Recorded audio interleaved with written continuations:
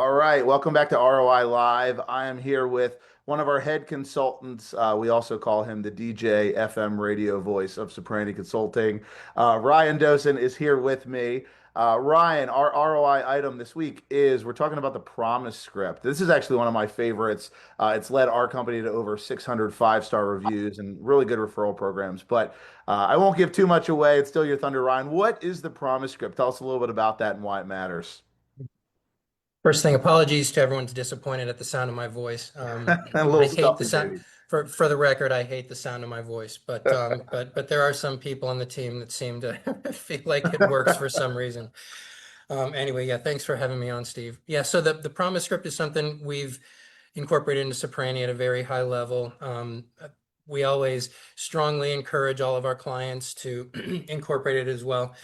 It's basically a client engagement strategy. It was developed by a guy named Mike Hicks, who had a very successful, probably still has a very successful real estate business. It's based almost entirely off of referrals. And it comes down to, well, it's called Promise Script. Like there's a scripted conversation that you're supposed to have that Mike had and his team had with their clients that positioned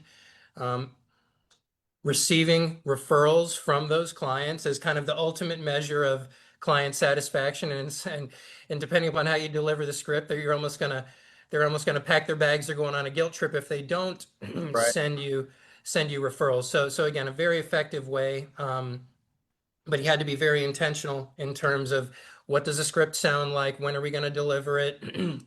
How are we going to position the client so that, hey, we're going to do an amazing job for you, and this is what you're going to do for us, right? And everyone's usually very happy to agree to that on the front end because they have one of the biggest, you know, business deals that they're going to ever experience in their life that's about to happen. So as long as you can deliver at a high level there, sure, yeah, yeah, whatever you need. Yeah, I can Right. I can give your name out. Yeah. Love that. So let's go into a little more detail. Like, how does this work? Give us a little bit more of like a context of how you might set this up with a client. Let's use, I do think this can work in any kind of business, but let's use real estate as an example. A lot of our clients that listen to this know real estate. So can you kind of set up a framework of this a little bit for us? So like we get the idea of that. Sure thing. Yeah, and to your point, this may have come from the world of real estate, but this is applicable in pretty much every single business out there where client satisfaction is going to be important, which is just about every single one of them. So yeah, basically on the front end, you're having a conversation with the client, and generally speaking, you're saying, hey, I'm going to deliver the most amazing, client satisfaction experience that you can imagine. Does that sound good to you? And they're going to feel like, yes. Okay, well, that's my promise to you. And then all that we ask is that you promise us that when we deliver on, you know, creating that amazing experience for you, that you're going to leave us a 5-star review on Google, and that you're going to give our name to someone else, like yourself, that's needing help in fill in the blank industry. Right. Right. I love that. And so, Ryan, you've worked with a ton of our clients in like the past 8 years, really. I'm sure you've implemented this with a lot of teams. What is some of that ROI? What does that look like? Any stories you can share, or any just general things that you've seen in businesses when you do bring this in and use it effectively? Sure, yeah, it can be a little bit difficult to quantify, because you're talking about people that you're already working with, you already have a relationship with, and I know there's probably an assumption that, well, we're going to get referrals from some of those people, but like in Hick's case, 90% of his business 90% of his annual business was coming from, past clients and referrals from those past clients, Yeah. right? So that's pretty remarkable Yeah. where he's basically just taking what he already started with and not really even needing to go pay this company for leads or pay that company for leads. He just took what he had, a very strong network and database, and just built it from there. I mean, I think they say that, like, if you wanted to give like a conservative estimate or something like that, I've seen numbers in the range of like, you know, 20 to 50% increase, in referral-based business by being really intentional at putting them, making your promise, I'm going to deliver an amazing experience for you, and then you're going to, give me referrals after I deliver on creating a great experience for you. Yeah, I love that. Yeah, so and we're going to drop some examples in the comments for you if you want to see some. Again, this can be incredibly effective, I think, for three different reasons. We believe all feedback from clients is good feedback. So this can help you, even if you're getting feedback that you don't like, getting a net promoter score from your client base of how likely they are to give referrals or not give referrals is really important.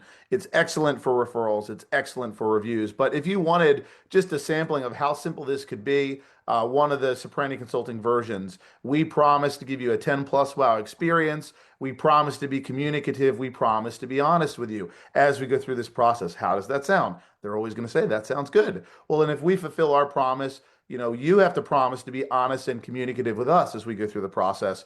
If we fulfill that 10 plus wow, we are going to ask you for reviews and referrals. Does that sound fair? And no one is ever going to say no to that. I mean, it really is that simple. You're creating a relationship, a business relationship where trust is going to be paramount and, honesty and really being candid through the client relationship in a big real estate deal or hiring or, again, any industry where you're serving people, this can be incredibly effective. Ryan, any last thoughts on this and why everybody should do it? Or if you're not doing it, what's one quick step to doing this a little bit more? Any other thoughts you want to share before we hop off?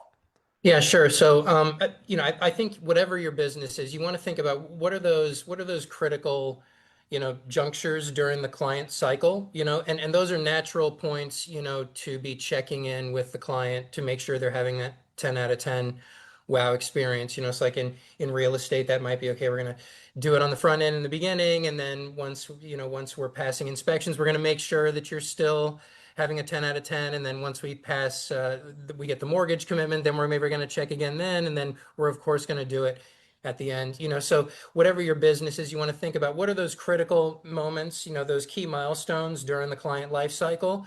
Those are great points to be doing your check-in and to just piggyback on a point you made earlier, like this is all about ROI, but there's a little bit of bullet dodging that goes on here too, Right. right? So like as long as you're not afraid of taking a couple of shots, it's better to take a little shot here in the beginning, Right. that, oh, maybe it's not so great, or, but that gives you time to fix it, to turn it around and take that client that was going to basically kind of go off and either leave you a bad review or be like, I'm not working with them again.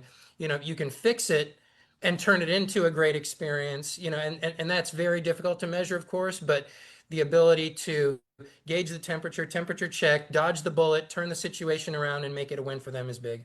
Yeah, I love that.